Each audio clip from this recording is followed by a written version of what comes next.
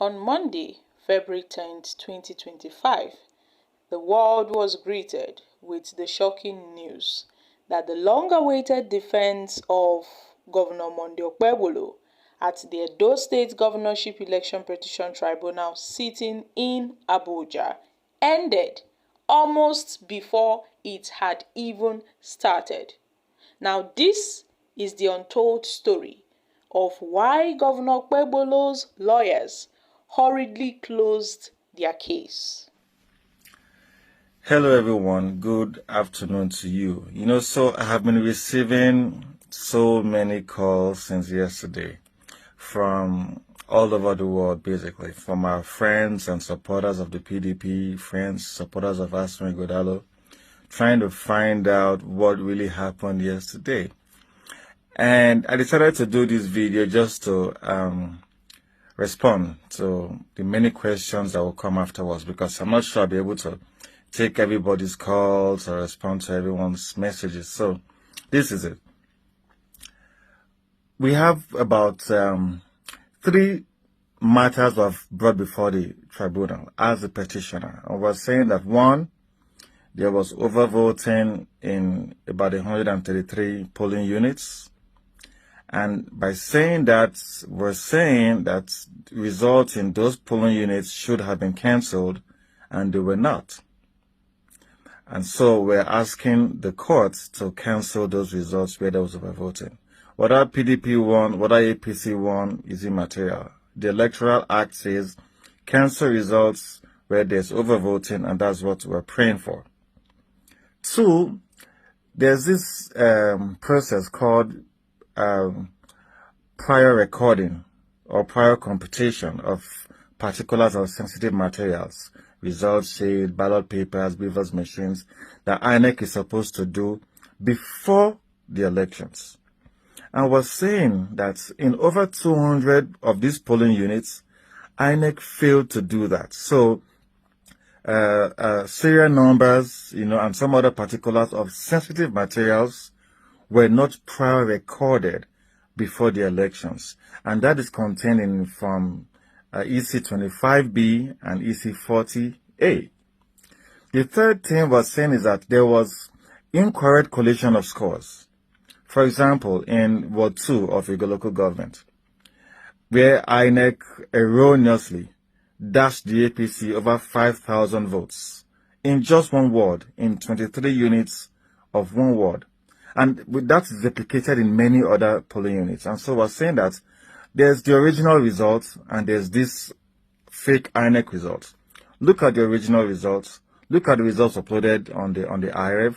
Look at the figures of those who voted on the beavers machine and compute the actual scores. So for yesterday, the APC is saying that, they claimed there was overvoting and the results were cancelled, and so the PDP lawyers just filed a crazy petition. They don't know what they're talking about, and I've just been smiling. Most of those who are saying this were not in court, have no idea what happened. I just drawing conclusions from, what comedians who were there yesterday have told them. So this is it. The Electoral Act says that where the number of those that voted exceeds the number of those that were accredited, then that's overvoting, and that the results for that polling unit must be cancelled. And in the cancellation of a polling unit result, 1, on the face of from ECHA, which is the result sheet at the polling unit, the INEC presiding officer has to cancel the result. So on the face of that document, it must show that it was cancelled. He could either strike it out or whatever, but on the face of the document, it must show that it is cancelled. Number 1. 2, the Electoral Act says that there's a Form EC 40G that the presiding officer must fill and submit wherever there's a cancelled result. So instead of seeing the result from that unit in Oja Southwest, whether it's Unit 4, I don't remember, or Unit 7, instead of seeing the results uploaded on the IREV, what we should be seeing from INEC is a Form EC 40G. So when the APC, I was hearing the legal, special advisor on legal matters or whatever, legal advisor to the APC, talking yesterday, said this guy doesn't even understand the Electoral Act. As legal advisor, you are ignorant of the provisions of the law. Where a result is cancelled, you cannot still upload the Form ECHA on IREV by taking a scan, by scanning it on the Beaver's machine. It's a Form EC40G that shows that the results were cancelled.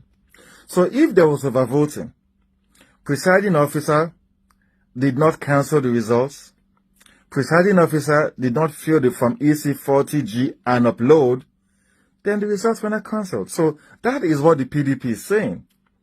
That in 133 units, where results ought to have been cancelled, where results ought not to exist, results exist, as produced by INEC. And so that means the results were not cancelled. So that is the summary of the argument. So for the witness of Okpebholo yesterday to have admitted that there was overvoting and to have admitted that the results were cancelled, that helps our case.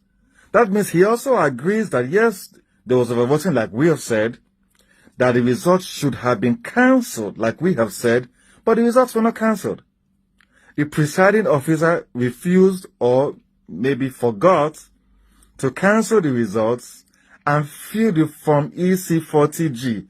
That is the reasonable thing. That's what INEC officials are trained to do. So wherever there's no Form EC40G uploaded on the IREV, that shows that the polling unit results were not cancelled. So I hope this helps your understanding, and I hope this helps the APC too. Yesterday was the most humorous day in court. You could hear them murmuring. They were angry with the witness, because the guy pretty much messed up their case by agreeing with what we said, and I wish I could give the boy a hug or buy him a gift because he helped our arguments. In fact, you could see the anger on Ikpeazu's face when he closed the case. They had 5 witnesses to present in court yesterday. But after the guy messed up so bad, he was like, no, I'm not even going to deal with this any longer. Let us close our case. And the moment he said that, the court burst into laughter. That was exactly what happened. I was there, so I'm giving you first-hand information. Thank you and God bless you. Bye-bye.